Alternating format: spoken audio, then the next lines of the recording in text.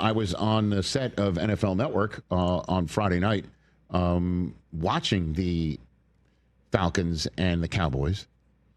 And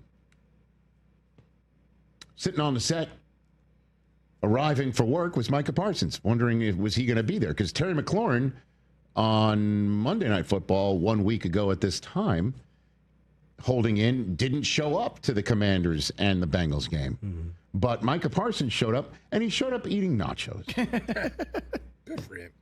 I mean, nachos are delicious. Yeah. Was it like a helmet nacho, or what was the situation? And the thing is, you could see he's holding his hand in a certain way here. And it's the international gesture for call me. And the reason why he's making this hand gesture is one of the individuals in the hallway while Micah was arriving for work said, "Go to the Falcons." Oh. And he then made the phone symbol. Like, come get me. Yeah, that guy got tossed out. By the way. Oh, is that right? Oh, I made a call. He had to go. I see. Dude, in this day and age, I don't know. You didn't see the U.S. Open last night, obviously.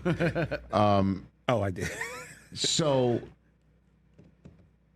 then the game hits, and he's on the sideline, and then the conversation is him lying on a training table.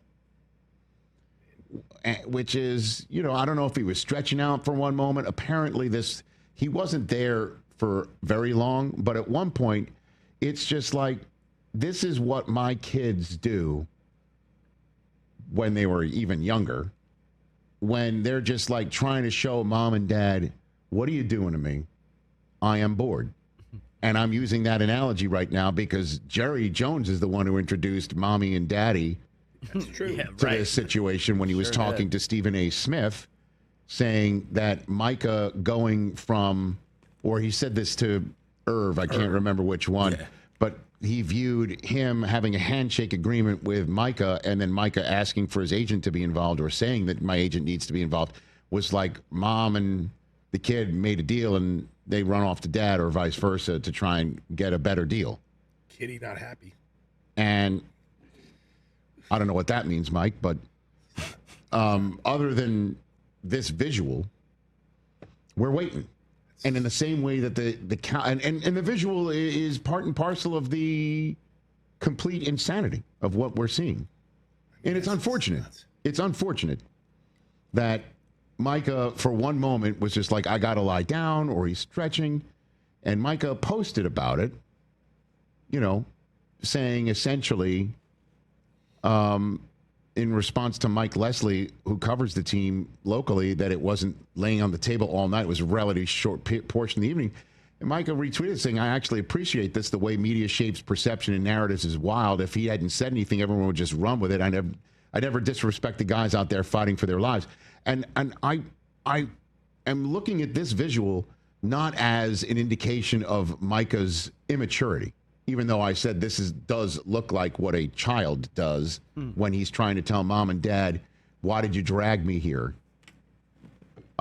It's just a sign of how silly this whole thing is, that we're creating situations where these things can happen, even for just a split moment, where he's lying down. But I'll tell you what he's not going to do, lie down on his demands, that's for sure.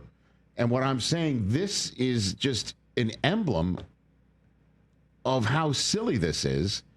And deep down, maybe I'll be wrong, and I hope for your sake, TJ, I'm wrong. But at the end of the day, we all know this is going to next week. Mm-hmm. Oh, yeah. This is going to next week. Jerry's just going to put the lid on this boiling pot. Let everybody keep talking about the awesome documentary that's you come in here every single day saying you're crying over the good old days. Listen. You know what I mean? And buy into the Cowboys' mystique and history and whatever. But the present right now is just farcical, is what it looks like. It's just a total farce. That's why I yearn for the days of old. And so we know one team has a better chance to win this year, and the other team does not. That one team that's got a better chance to win this year, just sign the guy they need to sign and give him a full week and a half, 2 weeks of practice before the beginning of the season, And the other team is just going to let it play out.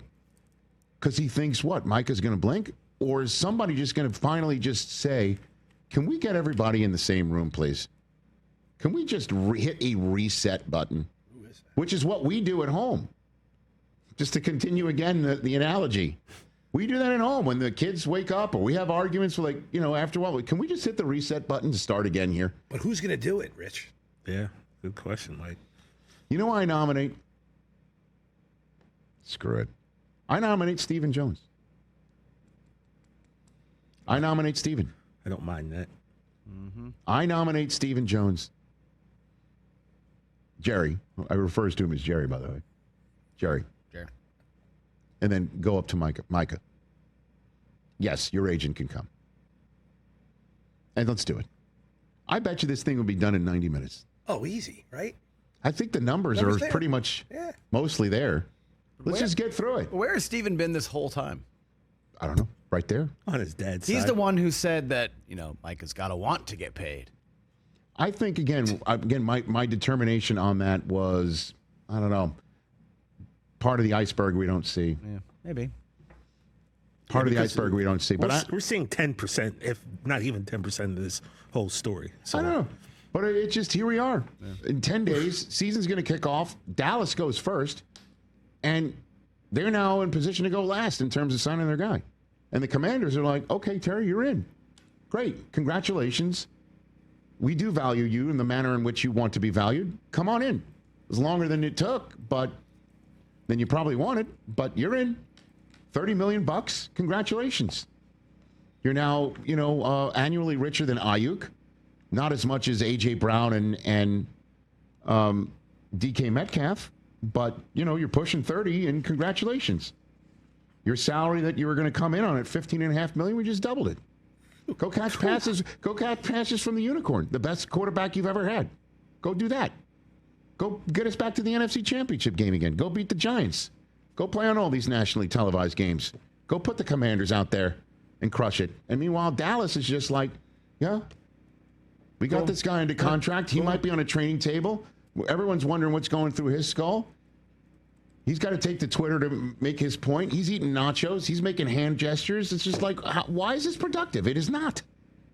The other way is productive. One team got it done. The other team we're waiting on. And, will that mean stuff will wind up in the win-loss column in a way? Meanwhile, the new head coach is sitting there saying, I got to talk to Micah. His MRI's clean. Really?